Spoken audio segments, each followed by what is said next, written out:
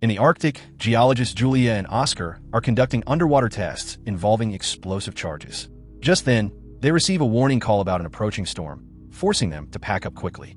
Not far away, a Russian submarine begins picking up powerful, unidentified sounds. To their astonishment, the ocean floor starts to rise. Julia's instruments go haywire moments before the ice surrounding their base begins to fracture. She tries to retrieve her research, but there isn't enough time. Oscar pulls her onto the snowmobile. Inside the submarine, the crew identifies the noises as coming from a living organism and begins preparing evasive actions. But before they can react, something slams into them. Meanwhile, on the surface, Julia and Oscar speed away as the cracking ice chases them. Unfortunately, fissures open ahead as well, and the snowmobile gets thrown by the shifting ice.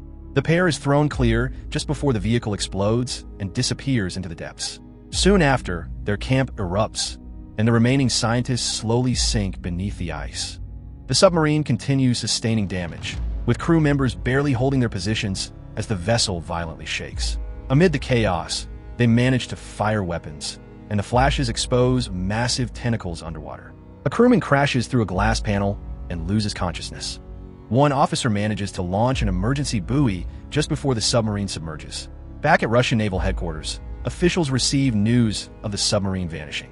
Because it held highly sensitive arms, they deploy a team to recover or destroy the cargo. The mission is assigned to Victor, the brother of the missing captain. His family fears he could vanish too, so his mother gives him his late father's watch for protection. That evening, Victor reaches the docks and finds out his father's old ally, Admiral Olshinsky, will be joining the operation. Victor's first officer is uneasy, believing Olshinsky might be too old and irritable for the task. Once aboard, Victor hears complaints from sailors pulled from leave. Elsewhere, Julia and Oscar struggle through a blizzard, searching for a phone signal. Distracted by her phone, Julia almost slips into a deep pit, but Oscar grabs her in time. Suddenly, her device connects to an oil platform, and she makes a call. But the storm is so loud that the workers can't understand her. The call drops soon after. A panicked Oscar fires a flare, then collapses from fatigue. The following day, the submarine arrives at the disappearance site and dives after extensive preparation. The crew sees Olshinsky gather Victor and senior officers in a private room to read a classified report that clearly upsets them. Soon, speculation spreads about the lost submarine. Meanwhile, Julia and Oscar find the buoy frozen in the ice. Figuring someone will come for it, they decide to wait instead of wandering. When the sub detects the buoy's signal, it redirects course.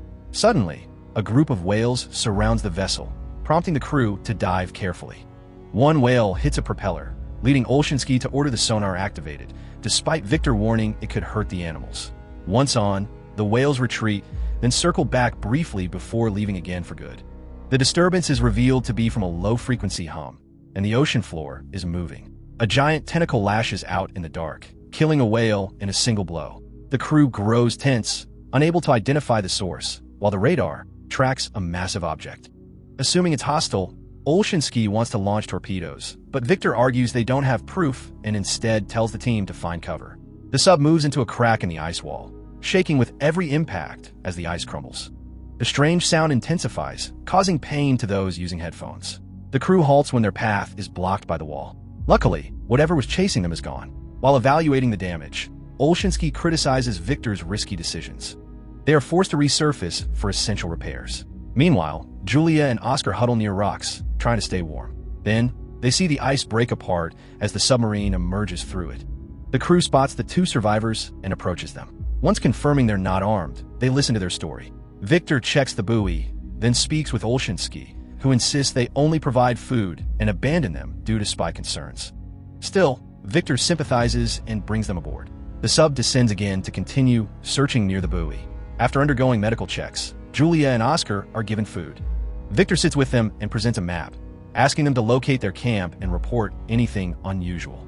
When Julia mentions detonations, Victor concludes this triggered his brother's sub to sink. The crew debates next steps, and Olshinsky advises turning back because any new attack might stop them from sending alerts. But Victor, determined to find his brother, commands the sub toward Julia's camp.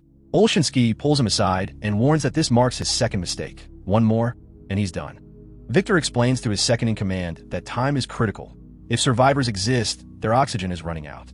Meanwhile, Julia hears a strange sound, and Oscar explains it's sonar scanning for the other sub. The hunt continues until the radar picks up the unknown threat again. Victor tells the crew to seek cover like before, but they're in an exposed zone. They send a distress signal to the oil platform and feel relieved to receive clearance to take shelter there. As they prepare to surface, workers at the rig spot huge tentacles and sound the alarm.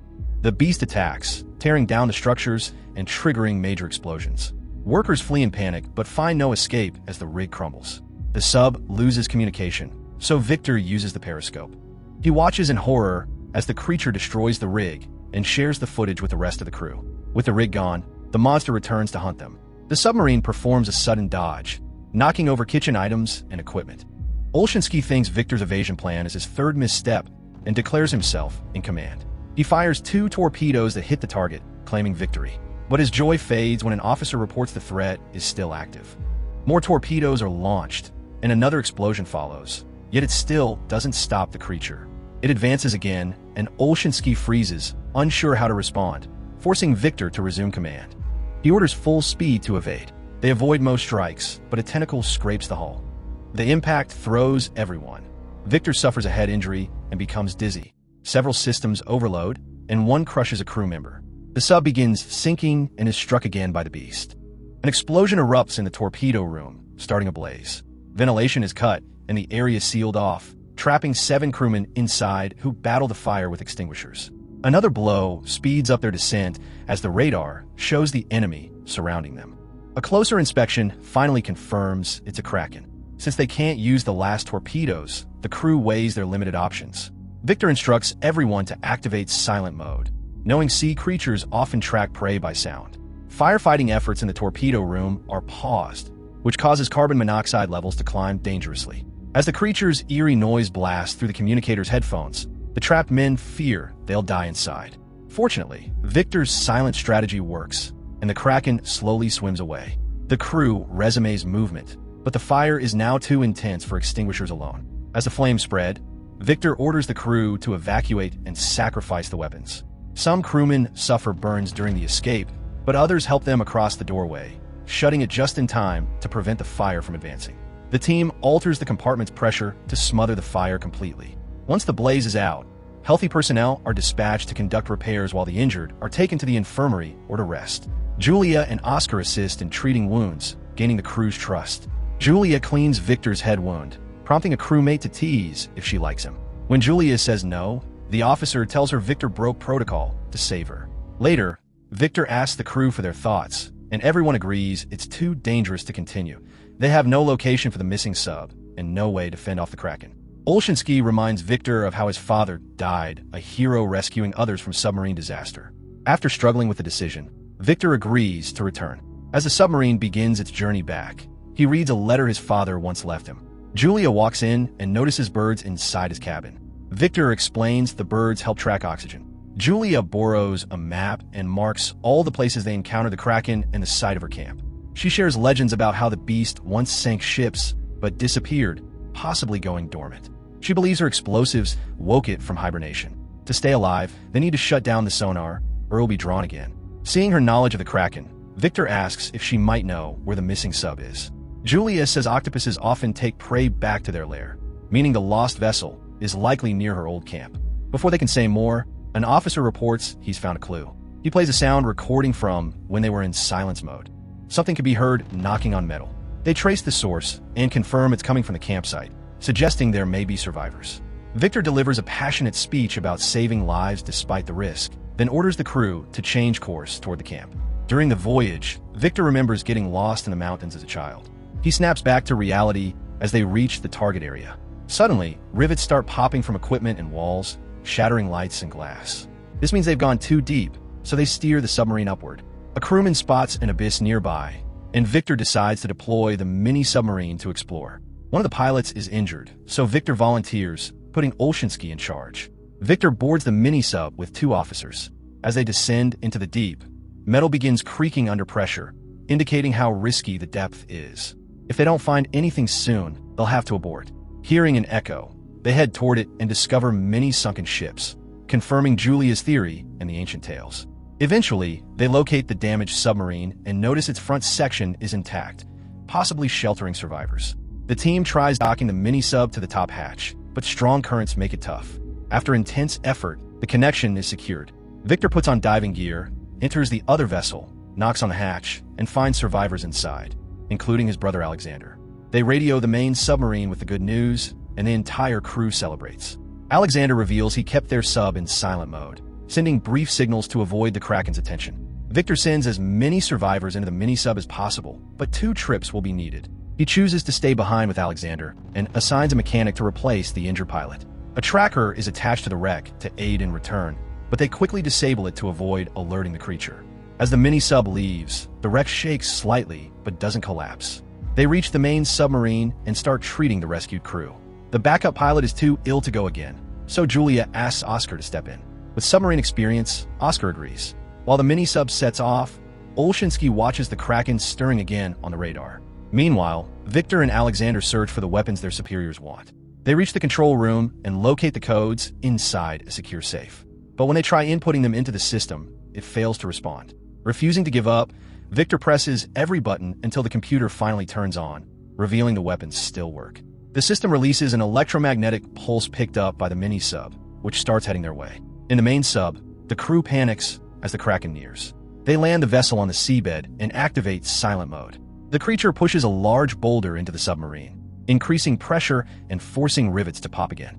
Water begins leaking into one compartment, and the crew fears they won't maintain silent mode much longer. At that moment, the mini-sub reaches the wreck and accidentally reactivates the tracker during docking. The Kraken, about to strike the main sub, senses the signal and turns back toward its lair. Olshinsky immediately tells the team to use this chance to resurface. Meanwhile, Victor crawls through tight piping to reach the weapons room, blocked by debris. Alexander hears the mini-sub dock and sends others to board while he waits for Victor.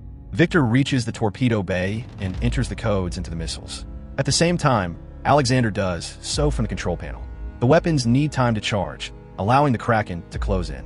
As its limbs wrap around the sub, the brothers talk over radio, apologizing for past arguments. The Kraken tears off half of the vessel, but luckily, it's the empty rear. Just before another strike, they coordinate and launch the weapon. The detonation is massive, vaporizing the Kraken in a fiery blast that breaks the ice and lights up the skies. With water flooding in, Victor rushes back through the pipe and finds Alexander's hand sticking out. He pulls his brother free. They hurry up the stairs and into the mini-sub, slamming the hatch just in time. With 2 minutes left before the wreck self-destructs, the mini-sub won't detach. As the vessel begins falling into the abyss, Victor recalls the emergency release and yanks it, finally freeing them. The mini-sub escapes just before the explosion, but the shockwave sends them tumbling. Above, the main submarine waits in silence. They're about to give up hope when bubbles rise to the surface. The mini-sub returns, and cheers erupt. Victor tries to hand his father's watch to Alexander, but he insists Victor deserves it.